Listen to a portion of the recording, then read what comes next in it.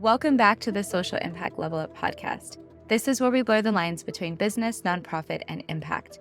I'm your host, Wendie V, and I'm a social impact strategist here to help you build a successful and sustainable legacy of social change. In this week's episode, we're going to hear from a social entrepreneur who has been on a journey to change the world just like you. If you are interested in social entrepreneurship, this is the place for you. Let's jump right into this week's episode.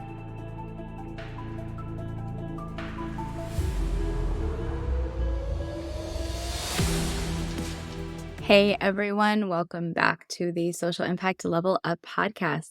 This episode is a little different because the guest today it's me.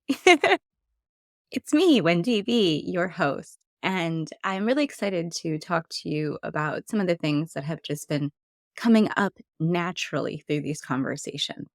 As we proceed through season 2, we've kind of pivoted from talking in this podcast just about the solo social entrepreneur and your journey as a solo social entrepreneur into thinking about how do organizations and the people who run them, how do you make sure that they thrive and they're making the impact that they are designed to make and that they are fulfilling their purpose. And there's a lot of reasons why I wanted to bring these perspectives to the world, because I can see how, in a lot of ways, we focus so much on the aspect of business and transformation through clients and customers and money and transaction, and a lot less of bringing that world in with the completely and somewhat separate world of social impact and public organizations and nonprofits that serve communities by way of getting money and do actually act as a business, but are not classified as a business. And a lot of the times, these different types of organizations are really separate in our brains, where they're really separate in the way that we think about them, and they're really separate in the way that we interact with them. And a lot of transformative processes that I've seen throughout my career have done a bridging between bringing business and nonprofit or public sector organizations together to solve complex problems. Everything from homelessness to thinking about how do you bring mental health into schools. There's a lot of different types of organizations that have come together across the globe to do transformative work, to talk about different social problems and how we tackle them, and how do we, over the course of time, make things better. And when you say solve, you don't really necessarily mean completely turn off a faucet necessarily, but sometimes it's really simply trickling versus flowing, right? Or even thinking about how do we begin to repair versus to continue to damage. And a lot of the times, these organizations coming together as partners, they might come together in synergy over a project or a program, but sometimes it's not lasting or it's not really even coming out to fruition with the change that people want to see. And it's really bringing all of this together to maximize what are we doing on the business side? What are we doing on this public side or the nonprofit side? And how can we make the biggest impact as not only organizations, but as people, as individual transformation agents? Whether we work in the organization or we lead an organization or we're on a board of an organization, whatever our role is in transformation, that we're able to get to the outcomes that we want. And now, of course, some of these perspectives are a little different from what you might hear in a traditional business podcast. But of course, this podcast and this YouTube channel are listed in the business category.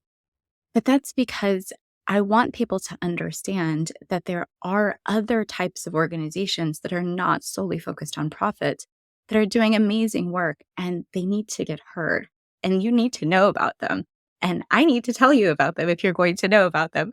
So that is really what this podcast is doing at this point. And I think that over the course of the last 20-ish interviews that we've released over the second season of the podcast, we're thinking about how do we transform business and how do we transform organizations and how do we transform people and communities and how do we transform ourselves, right? Us, the people who are doing the work. And all of this to say, I think that the word that we haven't said enough or we haven't talked about enough is sustainability. And you'll hear it in a few episodes coming up. You'll hear it kind of sprinkled throughout season 2. But sustainability is something that I think is really important because I've spent years in the federal government working with organizations focused on how do you sustain multi-million dollar programs and initiatives that have been put into the world because of funding, but really the work is necessary, right? The work is needed. People are benefiting from that. So how do you make sure that these opportunities don't go away when funding goes away? And it's a question that I started thinking about early on when I was focusing on this business and how to start this business. What exactly do I want to create as transformation? And one of the things that I want people to better understand is sustainability. And to think about it not necessarily as something that the UN is telling us to do related to, the transformation of the Millennial Development Goals, but really thinking about sustainability as something that we are focused on as people because we know that transformation is going to take a long time. And if we want something to really transform and really change, it has to inherently be sustainable. And sustainability starts with strong organizations and strong people within communities, people who, are allowed to and have the tools and mechanisms to thrive. And sustainable change starts with us moving an idea into action and then eventually moving that action into consistent, inspired action, measuring our outcomes, making changes, and continuing to level up. Now, when I thought about how do I bring this concept of sustainability into the world, one of the things I wanted to do was to help people understand all the different facets of sustainability.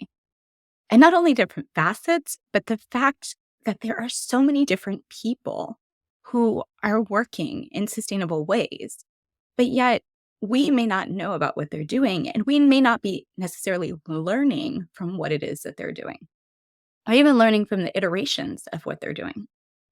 We just simply don't have the information to share. There's just not a lot of really good mechanisms in the social impact space to share lessons learned. And we have to go to the same resources over and over again to tell us how to do this work.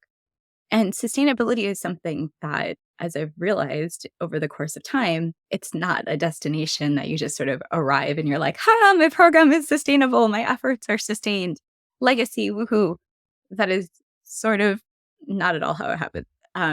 So when you're thinking about sustainability, I challenge you to think about all these different dimensions that we're going to talk about today. Because in this episode, we're focusing on my multidimensional sustainability model that I developed. I'll tell you the story of how that came about. And also thinking through, well, how have the different people that we've interviewed in this season actually shown us and demonstrated these really amazing sustainability techniques that we can all learn from? And I think that in the course of the conversation, sometimes we just kind of flow, and I'm sure if you listened to this podcast before, you know that there's kind of just a flowing conversation amongst people. So we don't always stop to process, but this episode is all about processing, taking some of the things that we talked about in the episodes, some of the people's points and perspectives and stories that were shared, and breaking them down in terms of this multidimensional sustainability model that I mentioned. And the reason why I think this is an important pause to take in between all the other episodes that are going to come out for the rest of this season is because there are things that we'll continue to talk about that as a listener or as a viewer, I want you to take notice of, and I want you to apply it to your organization or to exactly what you are doing. And it doesn't have to apply in the same way that my story resonates or someone else's story might resonate with you. But I want you to think about how exactly can you learn from what you're gleaning out of what we're talking about? And then thinking about with your organization, what changes could you make to make your work more sustainable or to challenge your partners to really focus on sustainability? Or if you're not making an impact that you want to make, to figure out how you could make an impact in a sustainable fashion. And of course, we're not talking about just eco-friendly, thinking about the strategies that are just, green strategies.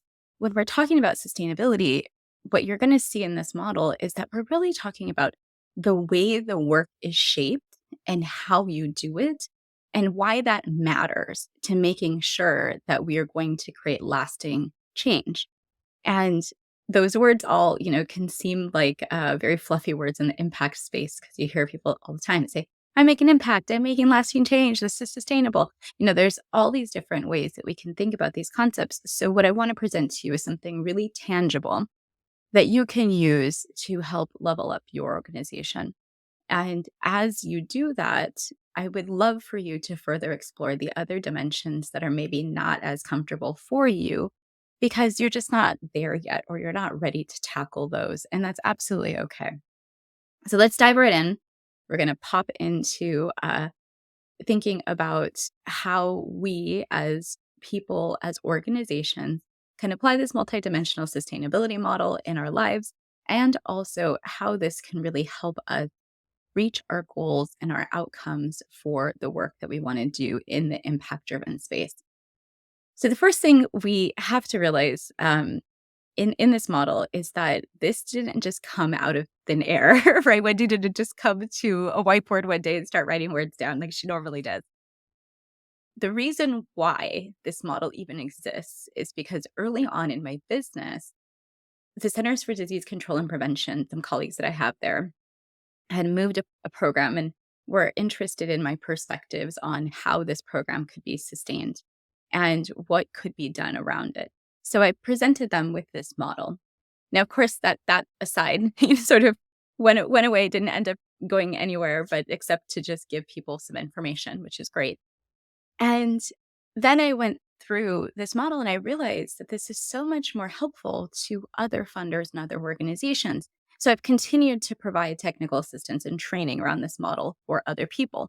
But where it comes from is from years of looking at and dissecting and working through the challenges of individual organizations who were doing impact driven work, whether they're school districts, nonprofits, thinking about community based organizations in other countries, all these different lessons that I've learned throughout the course of my life. I just put them into a bunch of bullets and started talking about them, to be honest. And lo and behold, what I found over the course of time that I've been teaching this material is that people have resonated so much with the individual facets of this multidimensional model because they realize that somewhere in there, in their learning, in their practice, somebody wasn't telling them about this. Like somebody wasn't talking about these things and somebody wasn't breaking it down to say, here's the steps that you take in order to be successful, to sustain your work. And now that I'm kind of unleashing this knowledge in the world, people are like, oh, this is so much more tangible. Now, sustainability suddenly doesn't seem like I just have to have eco friendly strategies and meet some sort of threshold set by the UN. What it really means is how I do my work and how I create change or co create change with the people I serve. If I want to do that over time and I want to have a legacy and I want to create lasting change, I need to invest in a lot of different types of strategies and think about when I'm making decision, how can I make the most sustainable decision? So this is what I wanted to offer to you, my podcast listeners, is to really help you think through this strategy and then apply it to your organization. Now, here we go. We're going to jump in and do some very quick processing of the podcast guests that we've had, the multidimensional sustainability framework, and how this applies to your organization all at the same time. So, the first facet is communications and marketing for impact. Now, communications and marketing for impact, when I say that, what I've seen in the past is so many impact driven organizations who they may be practicing marketing and techniques and telling people that they exist, but what they're missing is the opportunity to tell people about the true transformation that they create. And the way that they do that for the specific audiences that they need to reach matters. So if you are an organization who is making an impact, or you are a business who wants to make an impact, it's important how you do this to help your organization continue to level up. And sometimes I think that impact driven organizations are not successful in this area or limit their own success in this area because they feel like they don't know what they're doing around marketing, or they just don't know the exact steps to take that are going to help. So instead of really doing something with a shoestring budget, what happens is either nothing gets done or the investment is made in something that's really not going to bring the value that they're looking for.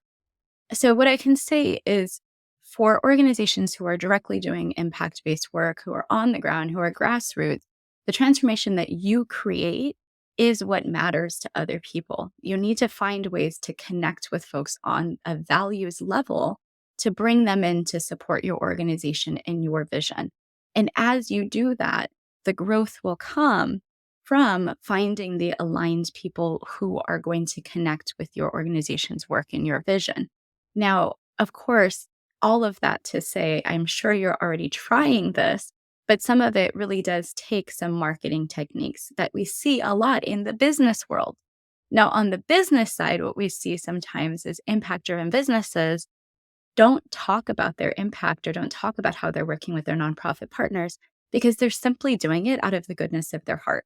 And as much as we love that, and I love that for you if this is you, but I also think that you're missing an opportunity to really help people choose to invest in your business and the way that you do business versus your competitors because of the values that they align with in your organization and the work that you're doing.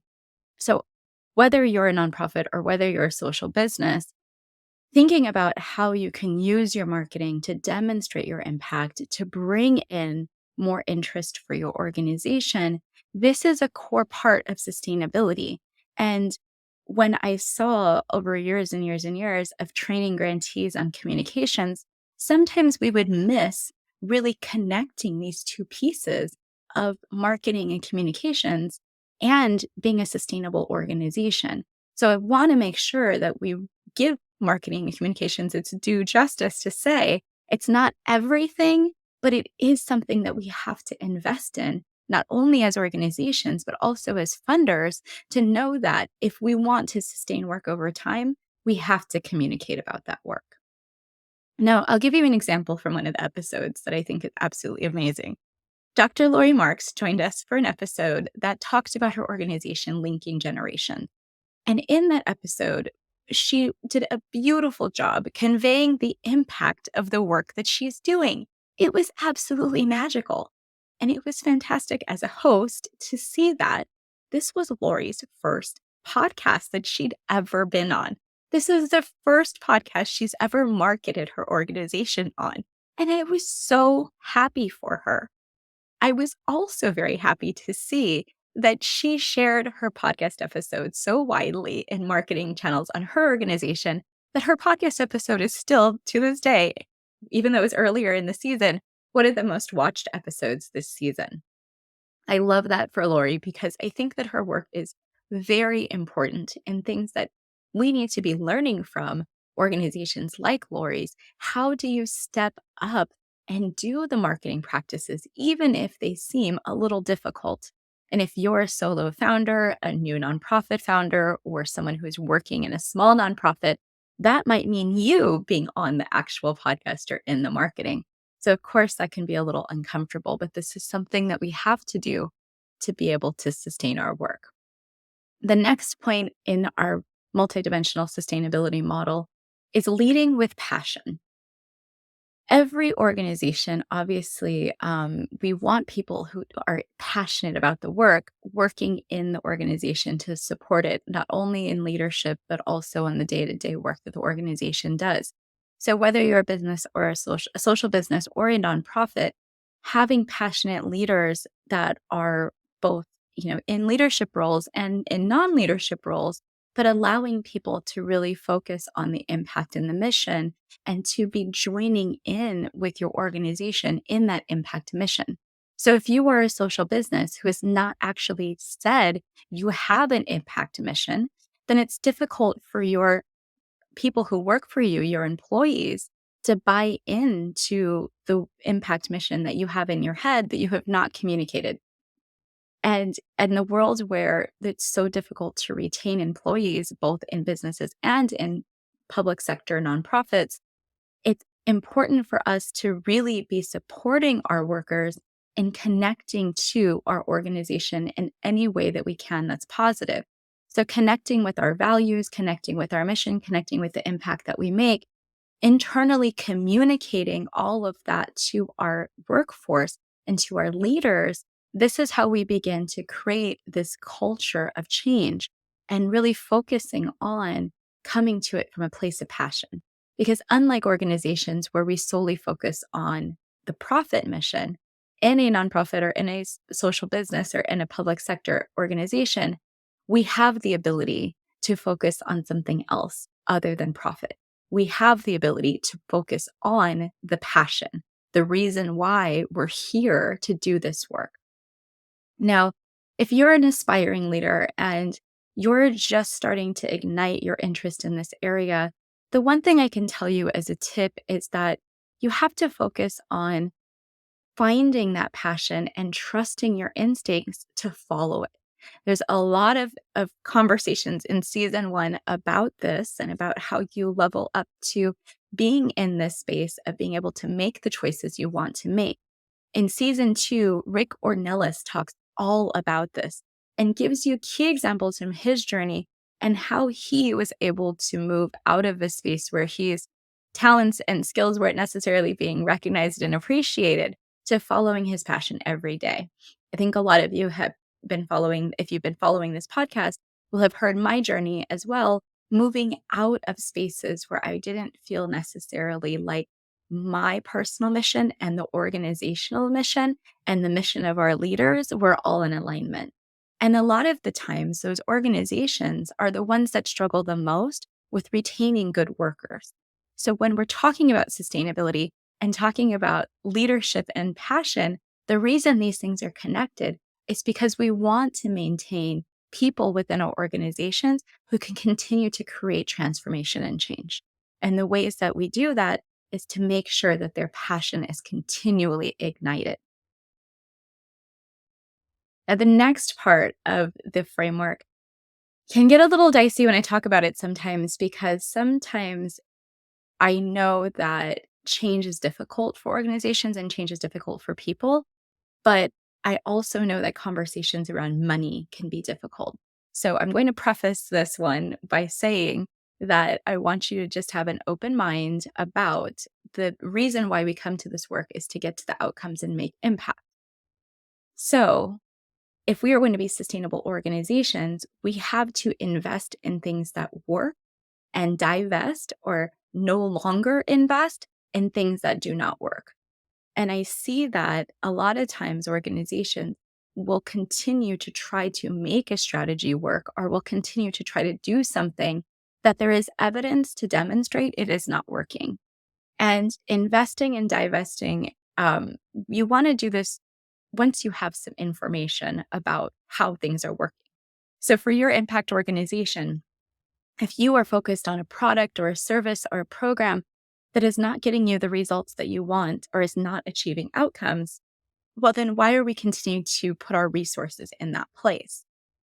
So we have to ask ourselves and have times of reflection and assessment to see what really matters and where are we allocating our resources. In a recent episode with David Delisle, he explains this in terms of personal finances, but I think it's the same principle that's absolutely related to our organizations as well, which is how can we focus on what brings happiness and what matters in our organizations? And it doesn't just mean happiness, like let's be happy and that's the outcome, but how can we bring peace in the organization? How can we bring peace and thriving to the people that we serve? And how can we make sure that when we're making our organizational investments, that the organizational investments are made in the right places to get the outcomes that we desire? Sustainability for social impact organizations is more than just making sure we invest in the things that are working. It's also about having the appropriate funding resources to do the work that we want to do. to do the amazing things that we do every single day as impact driven organizations. And the next part of the framework is thinking about how can you leverage coordinated and complementary funding streams to do the work that you want to do. If you are a social business, this means thinking about how can you bring in the right revenue and resources to your customers and clients to fulfill your impact mission. If you're a nonprofit or a public sector organization, this might look a little different because you have different options for the types of revenue or resources you can bring in. But at the same time, we collectively have access to resources from business and nonprofit to put towards impact mission. So the more that we can find alignment between the types of funding that are available to different organizations and bring partnerships together to do this work, then the closer we can get to really making sure that our resources are coordinated and maximized and that we're using them the best way that we can. Now, as we think about diversifying resources, the other connection I want to make for you is that social businesses provide something that's very valuable for nonprofits. And as a business, we probably don't think about it as much as we should. But giving away through our corporations and through our individuals in our corporations, these are important pieces of the pie for nonprofits because they can provide unrestricted revenue resources that nonprofits need to operate. So if you are a social business and you want to give and you don't necessarily know how, or you're not doing it on a regular basis, not only having an impact mission, but also having a vehicle to actually fulfill that impact mission by making sure that any revenue or resources that you want to share with partners regularly can be shared, and you have a system to do that. Now, if you're a nonprofit and you're thinking about, well, how can I make sure to coordinate all of my resources and make sure they're complementary to my programming so that I can sustain my work? Corporate relationships and business relationships are a place to put your energy. And sometimes there can be a barrier in communication or how you can really come together. And that's where local groups like chambers of commerce, different kinds of clubs or resources, different things operated by your county in your city, come to those organizational events so that you can really start to build bridges between the business community and those of us who are out working in nonprofits or public sector and organizations working directly with the causes that we're passionate about.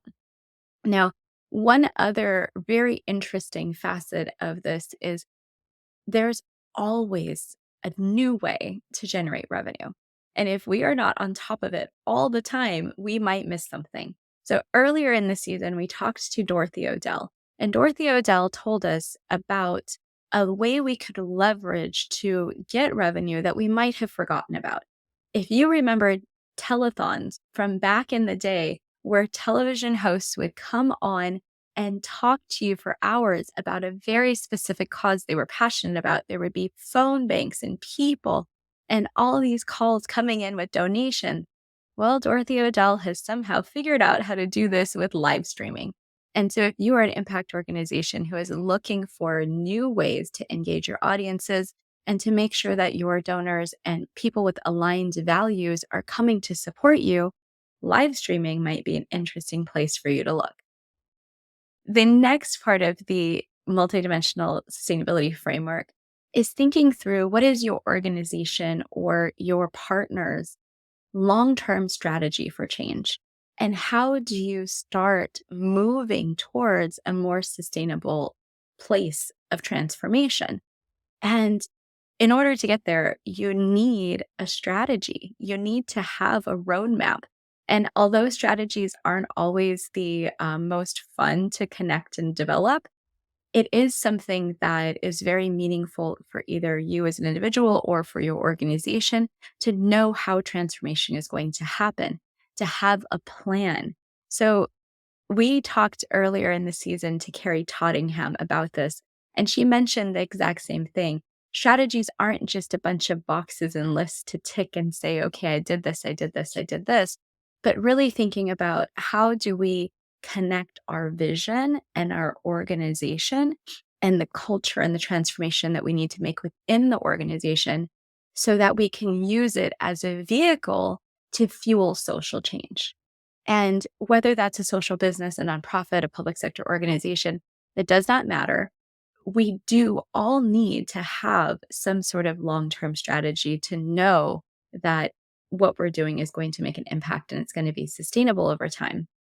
Otherwise, going back to the investment divestment conversation, if it doesn't make change, why are we doing it? Does it really matter? So, thinking about how can you within your organization really focus on having a long-term change strategy, even if it's not on paper, but something that's been communicated to people so that they know that they're part of something bigger and part of that change, so that people are able to really buy into what exactly it is that you're doing as an organization. Now, speaking of partnerships, the next facet is partnerships and capacity building. Now, the reason this is important in the social impact space for sustainability is because it's often very isolating to work as a social entrepreneur. We've heard this throughout the episodes that people have talked about multiple times, feeling like they were the only one working in this space, or they were the group that had to lead because no one else was there leading in this space. And sometimes as leaders in social impact organizations, we'll find that we're, out in front of something, but we might feel a little bit like we're by ourselves. So what building partnerships and building capacity does is to help you not only not carry that torch by yourself, but also have others to pass the torch on to when it's time for you to naturally move on to something else. Now, of course, recognizing that not all of us are going to be in any particular seat forever. So, having some sort of ability to pass the work on that you're doing to others that will carry it forward and continue to do it in a proper fashion, that is something that is definitely sustainable. And as I mentioned in one of the upcoming episodes, one of the pieces of advice that stuck with me through my entire career was something that someone told me the first time I moved to Africa when I lived in Uganda in a village.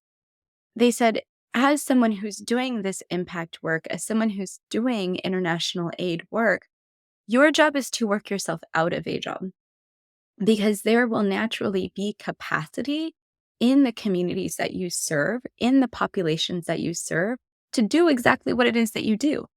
Now, they may not have had the opportunities that you have had. They may not have the education and training that you have. But if you could build the capacity, then you will not only not be necessary, you not being necessary is a good thing. So, this is what I mean when I say partnership and capacity building. It's more than just gather a group of people and have a meeting every month. It's about figuring out how we can solve problems and then pass on the solutions to the people who should naturally be enacting them, to the organizations and groups who are now in place to take on and carry the work that might not have existed before. So there's a lot of pieces of this that are really, really important about how businesses and nonprofits can come together to really make sure that the right partners are at the table and that we're building the right capacity to really solve problems and create change. One example of this from a past episode, Kat Lecoq, who is one of my coaches that I absolutely love working with, she does a brilliant job explaining how she builds bridges between what they call in the UK corporates or corporations and impact organizations to make sure that there are ways for people who are doing the work to directly get information, feedback, resources, and connect with corporations. And this is something that she explains in a way that's so beautiful because it's very clear that this is not traditionally done, but in a way that she's able to do it with the organization she's been part of, there will be a legacy of changing both types of organization, both the business and for the people that the nonprofit or the impact organization serves. So there's a lot of ways that we can leverage partners, new ways to break the traditions that we've had in the past, but make sure that we're not only sharing monetary resources, but that we're sharing human resources as well, human capital. The next part of the framework is thinking about shared risk and protective factors. Now, shared risk and protective factors, as I mentioned before, my work with the Centers for Disease Control and Prevention, the shared risk and protective factors pieces of my model come from work from CDC, or the Centers for Disease Control and Prevention in the United States.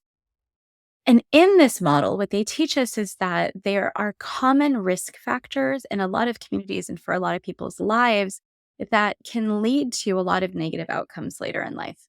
Now, similarly, there are things that can help us or protect us from those negative outcomes, maybe mitigate some of the risk that we've actually had in our lives. And in order to do that, in order to really work with this model, you need to think about how can you mitigate risk factors and how can you increase protective factors. So when I added the sustainability model, the reason why was because what I want people to start doing with their impact work is to focus on root causes and really what helps people be resilient and what helps people thrive. How do we create thriving communities and a thriving globe even? How do we make sure that the natural resilience that exists continues, but also that we're building and supporting people through their journey? And a lot of the clients I work with, a lot of the people that are in my life, they focus on supporting either communities of color in the United States or folks who have experienced some sort of marginalization throughout their lives and experienced inequities. And a lot of the times, what I talk to my clients about is our job as social entrepreneurs is to start closing those gaps to fill them with the resources that we have the ability to bring. So, our natural talents, our natural opportunities, our abilities to get grants, our abilities to find coordinated funding, our ability to bring in donations, our job is to help fill these gaps, help fill the inequities that we see, and help get to the root causes to really, really create lasting change. And now, as you can hear, the next part of the framework is inequity. How do we make sure that we're addressing all of the inequities that are traditionally existed and not creating any new ones through our programs and our services that we provide as impact organizations? If you're a business, you might think about this as more than just your DEI initiative.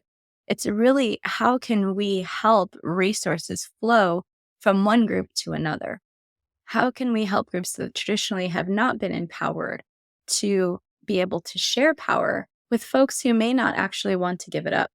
And we, as social entrepreneurs, a lot of the times we find ourselves navigating these spaces between folks who have power and have resources and folks who do not.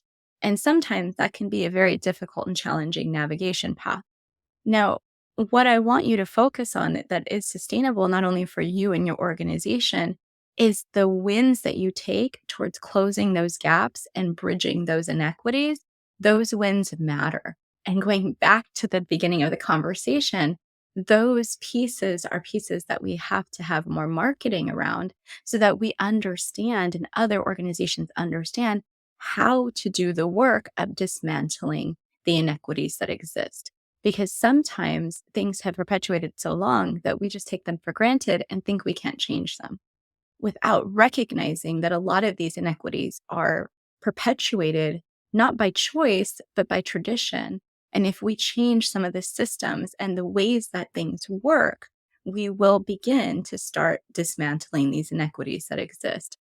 Now, a great example of this is Adriana Dawson, who talks about in her episode how she used her language skills as a child to not only help people navigate systems, but also to help people who were in need around her family who didn't have access to translators or resources in their language.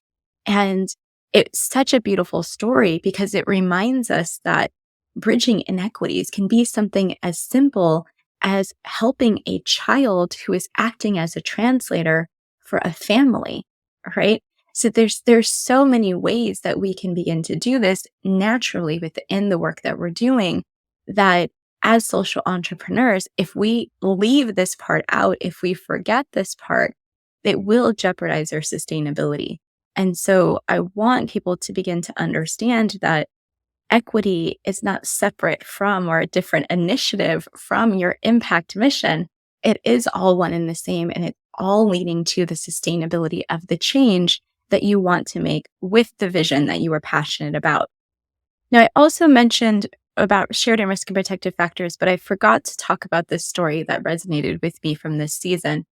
Anthony Obus and I had a wonderful conversation about entrepreneurship and about how it's difficult as someone of color to step out and become an entrepreneur, particularly a social entrepreneur who is more passionate about the change that they're making than they are really about the profit that's possible.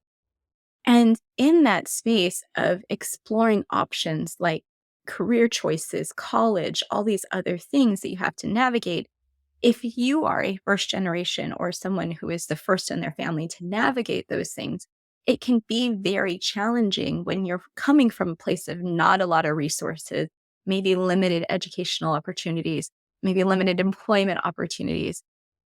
And having to be resilient and having to overcome some of these obstacles, having to navigate all those paths as the first one, something that's resonated with a lot of people this season is that the reason that they come to the place of passion to do the work that they do is because they want the road for other people to be easier.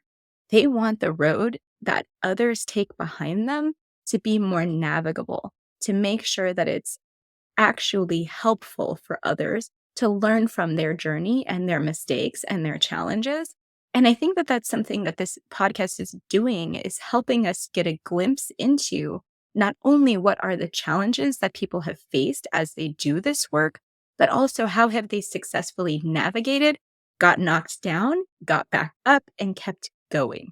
And that part of it has been really cool to see because sometimes, like I said before, as individual social entrepreneurs, we think that we are by ourselves in this race, but we don't recognize that there are people around us who are going through similar things that also can help us learn how to navigate the things in our lives as well.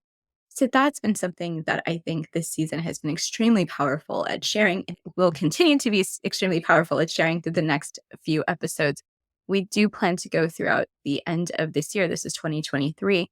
And this season will have about 40 episodes where we will talk about and continue to talk about all of these themes.